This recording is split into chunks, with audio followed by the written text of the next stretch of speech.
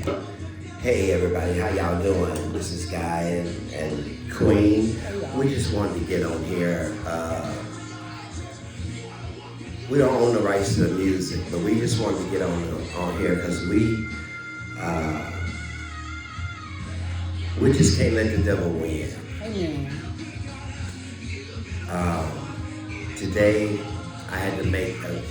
we had to make a major decision on one of our children, and it hurts real bad. It hurts real bad. It's almost to the point almost to a point to where you like have a heart attack. But as all of us do, we have to get out of the way of our children sometime and let them live their lives. And the only thing we can do is pray. But I'm coming to you as a father. That's why I said my name is Guy.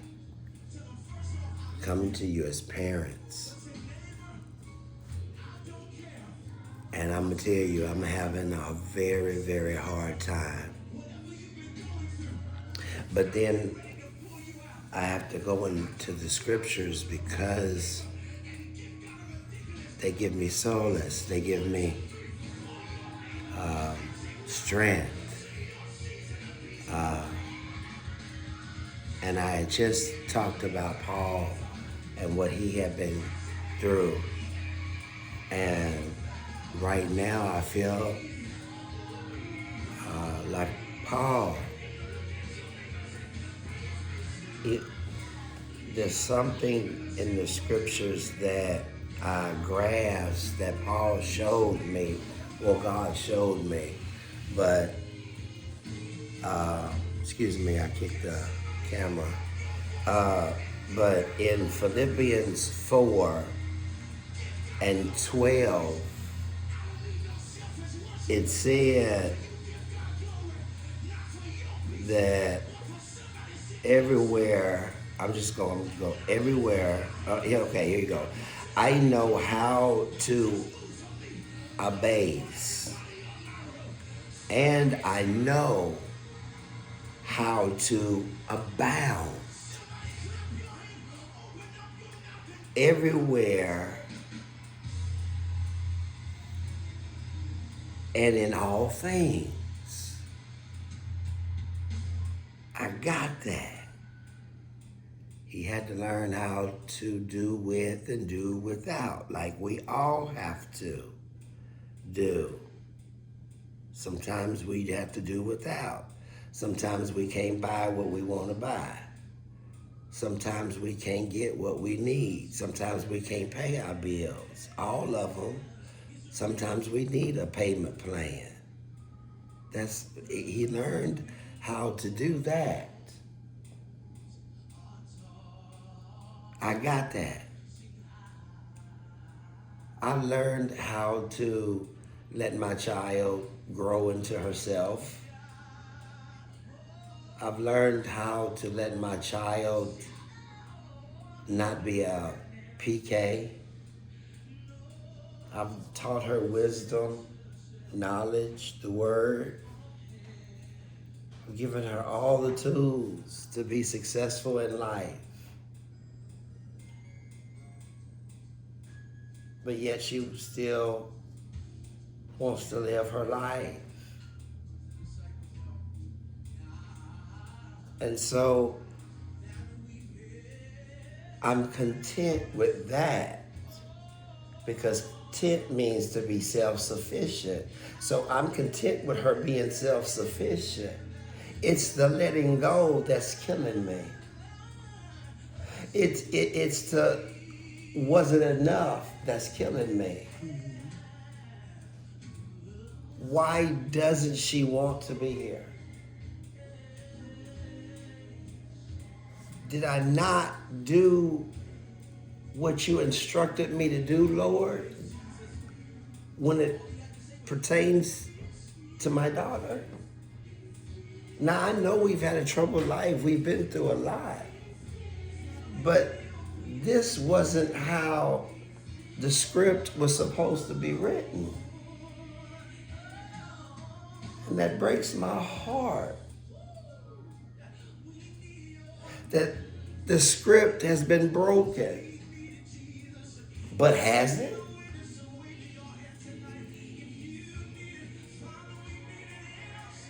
Because according to Paul, the script is still being written. According to Paul, the script has to be able to endure all things and be content in it. That's what the script is. I didn't write that in the future of her script. So the Lord did that. Okay, I understand as a father, because I'm a father, how you feel. But they killed my son so that your daughter could fulfill the scriptures. That's right. You don't want to let go. You're not content, Daddy.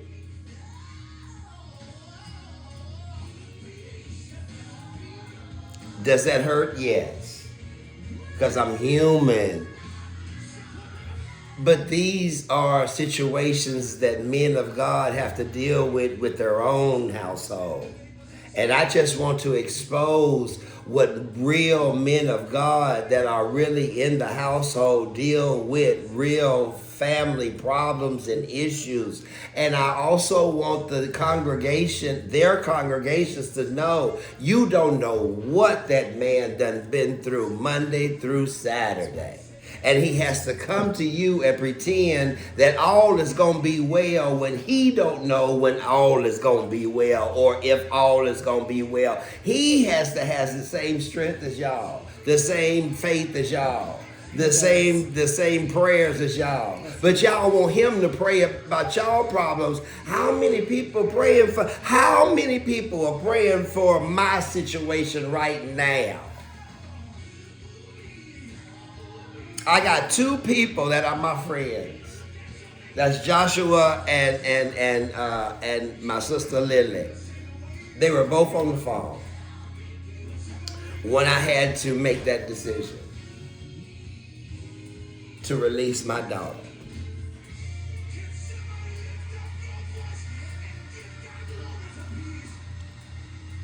And I appreciate the person that she wants to go live with. And the person didn't hesitate. She didn't hesitate. She said, sure. And so, right when you think that you don't have nobody to as support, you really got people that support you that are not supposed to support you. Because the people that I thought I would get support from ain't even called me, except for Josh and Lily.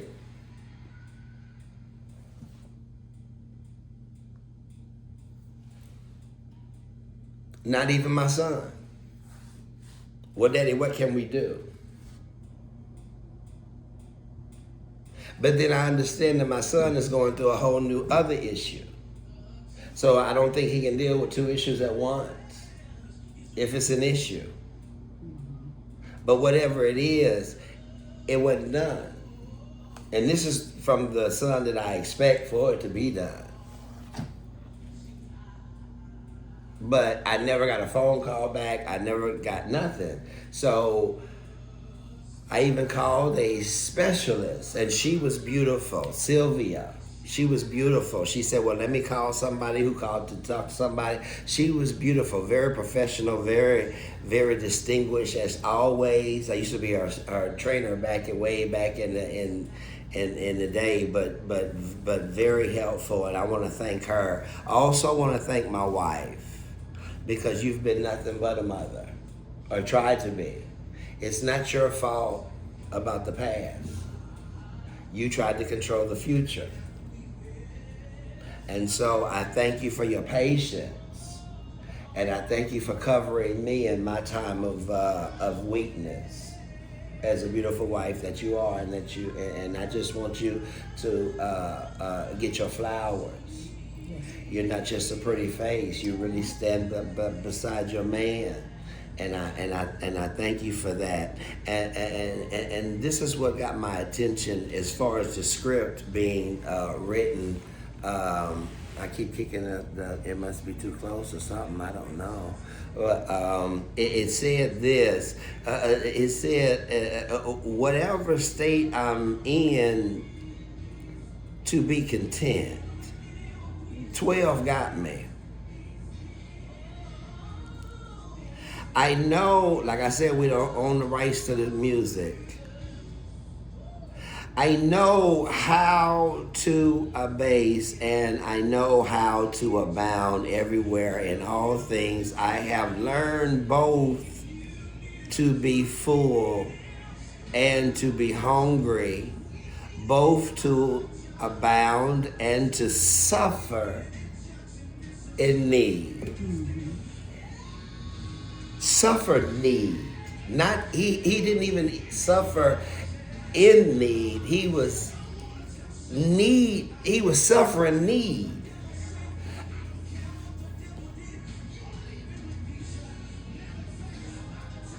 I never had anybody tell me about suffer need. Mm-hmm. How does a person suffer need?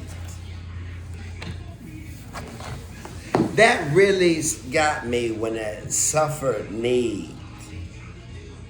When Paul says suffer need, he's talking about, now I need everybody to get this, because this is what I'm going through, but what I'm not going through. This is the reason why I'm doing this live. This is the reason why I got my pretty wife. You know, it take her 2 hours to get dressed. Nah, I take that back. It take an hour to get dressed. She had to get it together. She had just left the stove. I told her we gonna do it live.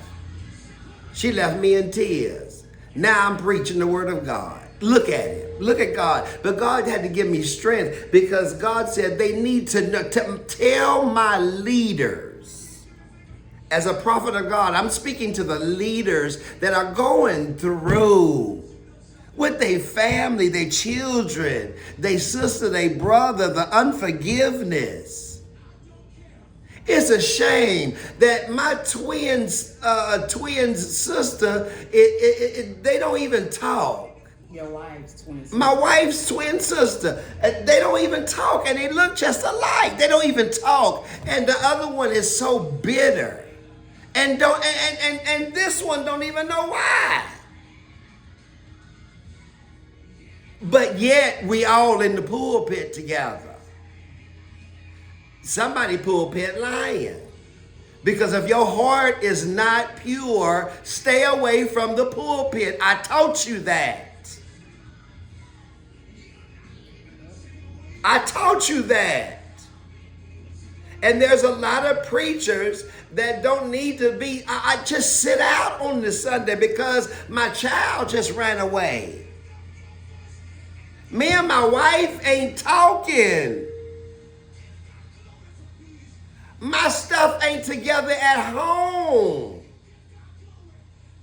But yet we want to get accolades. But this is why I love Paul, because he couldn't go and show out. He had to write letters and didn't have AI.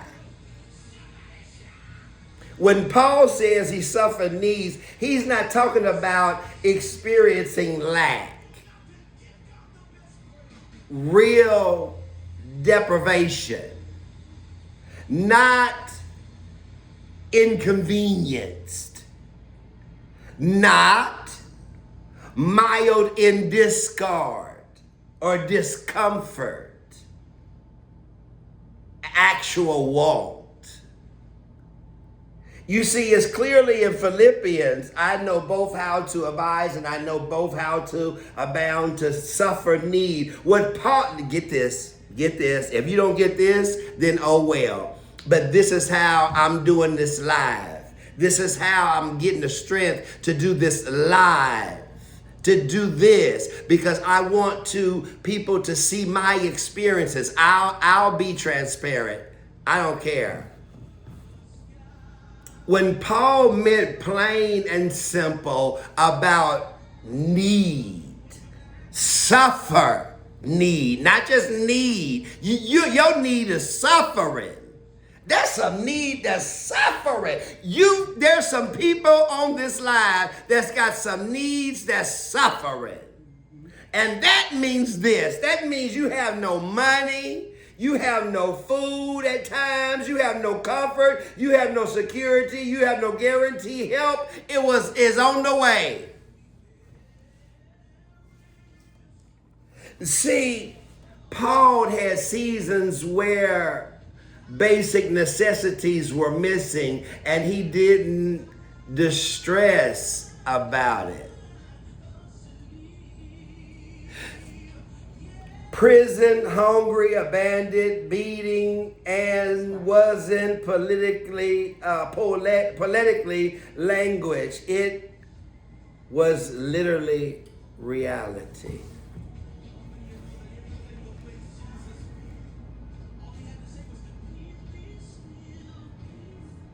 Paul wasn't bragging about suffering. As a matter of fact, he said, I've learned how to stay spiritually grounded when life strikes everything away. In a week, my life will be stripped away.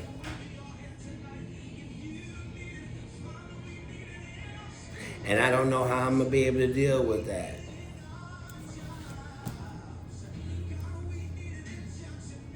But I do know one thing. My need ain't gonna suffer.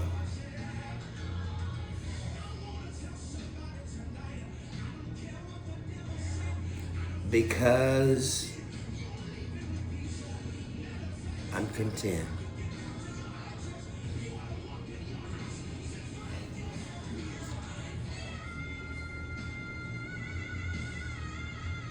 I'm content. Peace. The only thing that I'm going to do is sit in God. And I'm going to be self-sufficient in my spirit. Am I going to cry? Yes. Am I going to be disappointed and hurt?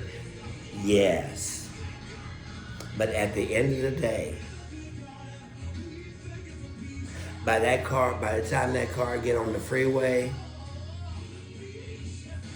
going to its destination, with my heart in it, my heart will be healed by the time it get there. Because I'll be content in all my ways. Because I have learned how to abound. I understand the seasons now. I understand the seasons. And I understand that it is not my season. I understand it is my daughter's season. We all have children that have seasons, whether we like the season or not, but it is their season. And so I don't know how to feel. I'm hurt. I'm disappointed. But let me tell you something in my clothes.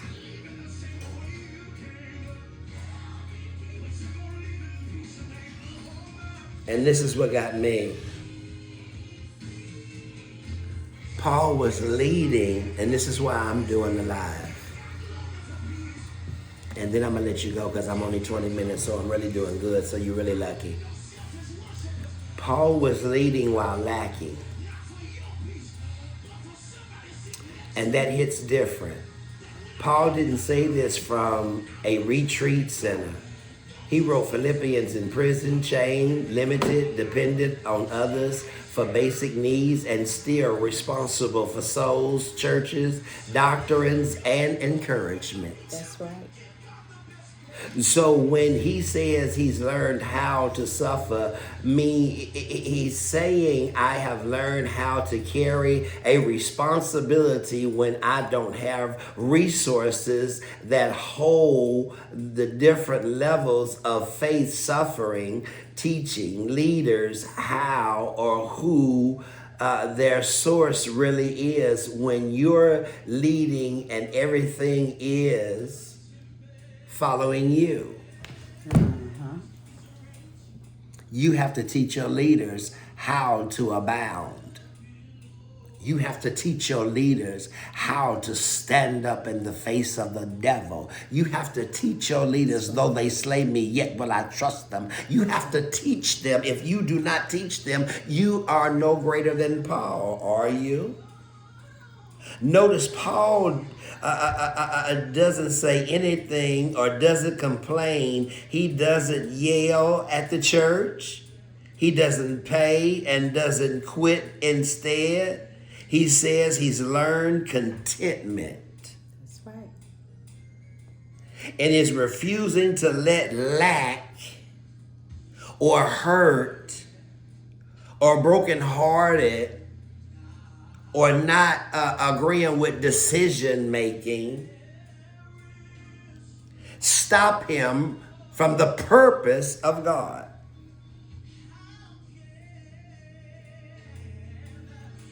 Because you know why he says that? He says, because I can do all things. I can suffer. I can abound. I can be brokenhearted. I can still preach. I can still love God. I can be disappointed in the decision, but I can still trust God. I can do all things through Christ who strengthens me, because right now I'm weak. Right now I'm weary, my flesh, but my spirit, look at it. Look at it. You see it for yourself. My spirit is still going. The spirit is willing. It is the flesh that's crying out. It is the flesh that's weak. It's the flesh that said, you don't need to be getting on live. It's the flesh that's saying, watch the game. But my spirit is saying, you got to tell somebody. You got to tell somebody. You got to tell somebody. And I come to tell you, I'm brokenhearted. Yes, I am. My tears, my eyes are probably red, like I've been smoking a gunji from somewhere. I don't even want to. Yeah, one of them. But guess what? God even got my tears. Yes, it is. I love you. God bless you. I'll keep you posted. I promise. Because I put my business out there. I gotta let you finish the business. You know y'all knows it. Bye.